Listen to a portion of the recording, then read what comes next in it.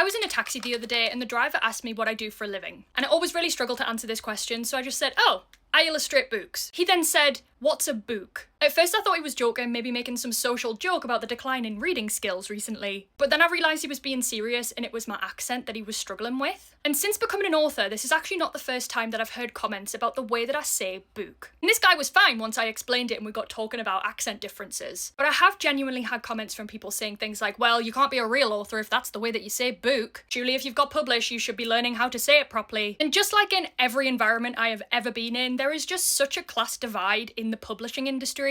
And I've actually found it very isolating now that my book is out to feel valid, to feel proud of myself, to feel like I've even achieved this goal because it never really felt possible for me. But I've also found that there are so many doors in this industry that just do not open for me because I'm based in the Northeast, so there's a lot of events that I can't just, hop in an Uber to get to. I don't have the connections that other people do. I don't have the ability to network. And because classism seeps into every environment, my worth in most rooms seems to diminish because of the way that I say things. Even online, I find that I tone my accent down, because if you were to listen to me talk to me friends, it would be a little bit more like this. I wouldn't be pronouncing me ings quite as much as I do when I'm on the internet. Honestly, I'm finding it really difficult to deal with, because there's nepotism everywhere, there is privilege everywhere, and it is not a case of just working harder to get there. There have been a number of times where people have been like, oh, you just need to step on people to get where you want to be, and I don't want to do that. There are so many people that I meet that get to where they are because they're ruthless and they're happy to be money grabbers, and I'm not like that. It makes me feel really helpless because I'm like,